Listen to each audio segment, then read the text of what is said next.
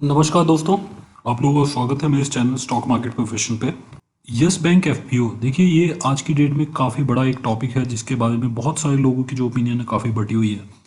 अब ये जो एफपीओ है ये किस तरीके का रहेगा, आपको इस एफपीओ के अंदर पैसा लगाना चाहिए या नहीं लगाना चाहिए, ये आज की डेट में सबसे बड़ा क्वेश्चन है।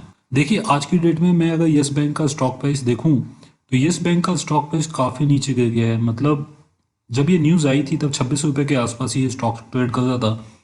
आज की डेट में स्टॉक 20 रुपये के आसपास आ गया है। 20 रुपये पे स्टॉक आज की डेट में चल रहा है और जो एग्जिस्टिंग इन्वेस्टर्स हैं उनके मन में बहुत सारे क्वेश्चंस हैं। उन लोगों को ऐसा लग रहा है शायद वो इसमें ट्रैप हो गए हैं, शायद वो इसमें फंस गए हैं और उनको ये भी फीलिंग आ रही है कि कहीं ऐसा ना हो कि जो स्टॉक है ये एफपीओ के प्राइस के आसपास पहुंच जाए, मतलब 12 रुपये के आसपास पहुंच जाए। तो इन सारे क्वेश्चंस का जवाब मैं इस वीडियो के अंदर देने की कोशिश करूंगा और ये भी बताऊंगा कि ये जो स्टॉक प्राइस है एग्जिस्टिंग शेयर होल्डर्स के लिए ये कितना नीचे गिर सकता है या फिर इस प्राइस का क्या होगा, इस स्टॉक का क्या होगा, इसको थोड़ा सा समझने की कोशिश करेंगे और डिटेल में ये भी जानेंगे कि इस एफपीओ के लिए क्या प्रीमियम चल रहा है ग्रे मार्केट के अंदर। मतलब एक डब्बा मार्केट जो इंडिया के अंदर आप डब्बा मार्केट के नाम से फेमस है, आप लोग जानते होंगे। आईपीओ एफपीओ में आप उसका प्रीमियम बहुत ज़्यादा कंसीडर करते हैं जब भी आप आईपीओ एफपीओ राइट इशू के अंदर पार्टिसिपेट करते हैं। उसके प्रीमियम के बारे में भी यहाँ पे बात करेंगे, जानने की कोशिश करेंगे किस तरीके का प्रीमियम इस स्टॉक के एफपीओ को मिलता हुआ। इससे पहले मैं स्टार्ट करूँ, आप लोगों से रिक्वेस्ट है कि अगर आपने चैनल अभी तक सब्सक्राइब नहीं किया है तो आप इसको सब्सक्राइब जरूर कर लीजिएगा। फ्यूचर में इसी तरह की इन्फॉर्मेटिव वीडियोस आपको मिलते रहेंगे। देखिए मार्च में आप सब लोगों को याद होगा कि मार्च के अंदर इस कंपनी का बेल आउट हुआ था जिसमें कि जो एसबीआई है वो एक लीड बैंकर की तरह सामने आया था, मतलब एक एंकर इन्वेस्टर बन के सामने आया था और वो बहुत सारी दूसरी बैंकों के साथ मिलके एक बेल आउट प्लान किया गया था इस बैंक का, जिसमें करीब 10,000 करोड़ से ज़्यादा का जो अमाउंट है वो डाला गया था और इन सारी बैंकों ने इन्वेस्ट किया था इक्विटी शेयर्स में येस बैंक की, ताकि उनको इक्विटी शेयर्स मिल जाए। इन इक्विटी शेयर्स के ऊपर 3 साल का लॉक इन था, ये आप लोगों को अभी तक पता होगा। अब देखिए जो 10,000 करोड़ यहाँ पे डाले गए थे इस बैंक के अंदर वो इनफ नहीं थे, वो काफ़ी नहीं थे। इस बैंक को और पैसा चाहिए क्योंकि अगर आप सस्टेनेबल ग्रोथ देख रहे हैं तो आपको एटलीस्ट इतना पैसा चाहिए कि आप अगले 1 से 1.5 साल के अंदर अपने बिजनेस को वापस से ठीक से रन करा पाएँ और अपनी बैंक को वापस से खड़ा कर पाएँ। बहुत सारे बाहर के इन्वेस्टर के साथ इन्होंने बात की लेकिन वो बात फ्रूटफुल नहीं रही, मतलब उस बात से कुछ नतीजा नहीं निकला।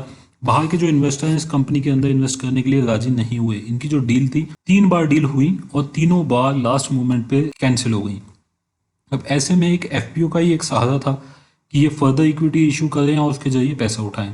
इस एफपीओ को अगर हम देखते हैं, देखिए 15,000 करोड़ का एफपीओ यहाँ पे ये बैंक लेके आई है 15 जुलाई को, मतलब कल ये जो एफपीओ है ये ओपन होने वाला है, 17 जुलाई को बंद हो जाएगा। मतलब 3 दिन होंगे इन्वेस्टर्स के पास इस एफपीओ के अंदर पैसा लगाने के लिए। जो शेयर्स यहाँ पे इशू किए जाएंगे फ्रेश इक्विटी शेयर्स बिल्कुल इशू किए जाएंगे, मतलब उसमें प्रोमोटर्स का या किसी और का कोई स्टेक सेल नहीं है, तो मतलब सिंपली यहाँ पे नए शेयर्स इशू किए जाएंगे।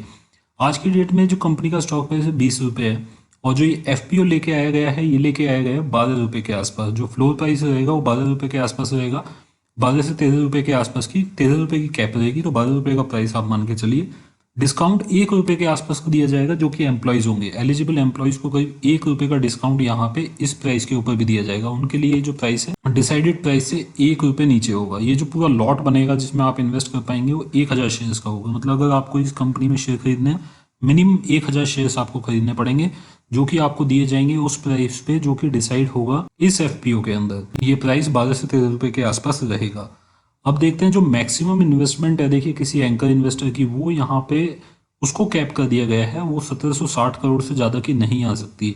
सेबी ने अप्रूवल दिया है एसबीआई को 1760 करोड़ रुपए और इन्वेस्ट करने के, वो और इक्विटी में पार्टिसिपेट करेंगे इस बैंक की और 1760 करोड़ के आसपास का जो अमाउंट है उससे इस कंपनी की इक्विटी शेयर्स वापस से खरीदी जाएगी। आप इसको ऐसे मान के चलिए कि यहाँ पे एसबीआई और पैसा इसको देते हुए, देखिए ऐसा हो सकता था कि जो सिचुएशन अभी है और जो हालत बैंक की है ऐसे में इस कंपनी का जो एफपीओ है वो सब्सक्राइब नहीं होता। उसी के चलते यहाँ पे एंकर इन्वेस्टर को वापस से इन्वॉल्व किया गया ताकि वो आए और स्टॉक को परचेज करके एटलीस्ट एक रीजनेबल लेवल तक जो एप्लीकेशन है उसको फुलफिल कर दें। और भी बैंक हो सकता है यहाँ पे आपको ज्वाइन करते दिखाई दें। अब सबसे बड़ा क्वेश्चन, ये जो इक्विटी यहाँ पे खरीदी जाएगी एफपीओ के अंदर, क्या उसके ऊपर भी 3 साल का लॉक इन होगा?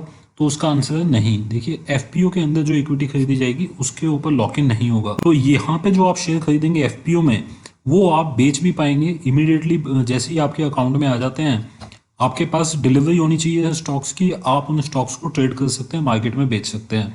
ये तो पहली बात। अब इस कंपनी का हम प्रीमियम देख लेते हैं किस तरीके का प्रीमियम चल रहा है। देखिए जो ग्रे मार्केट है इंडिया की उसमें इस कंपनी का जो ये एफपीओ है उसका प्रीमियम बहुत कम हो गया है, 0.70 के आसपास रह गया है, जो कि कुछ दिन पहले तक 3 रुपये के आसपास था, वहां से गिर के ये 2 रुपये के आसपास आया और फिर उसके बाद 1.15 के आसपास ही ट्रेड कर रहा था, अभी 0.7 रह गया है।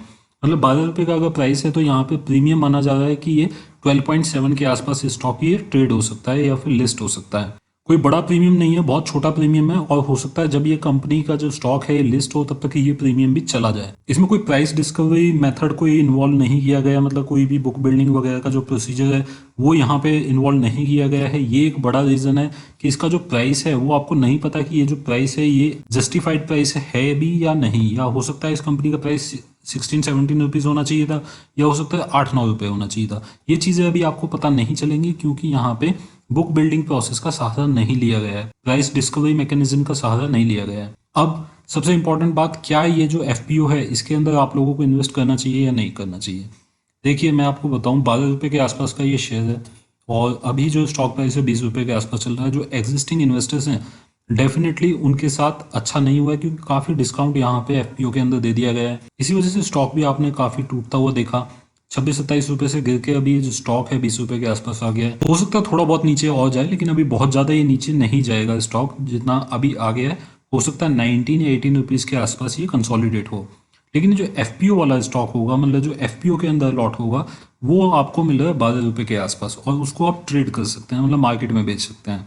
यहाँ पे हो सकता है आपको प्रीमियम ना मिले लिस्टिंग के टाइम पे, लेकिन अगर आप लॉन्ग टर्म इन्वेस्टर हैं तो इस स्टॉक के बारे में आप कंसिडर कर सकते हैं। या फिर ऐसे इन्वेस्टर जो कि रिस्क लेना चाहते हैं या जो कि ये सोच के बैठे हैं कि उनको यस बैंक के ही अंदर पैसा लगाना है, तो वो एफपीओ का सहारा ले सकते हैं इस स्टॉक के अंदर एंट्री करने का।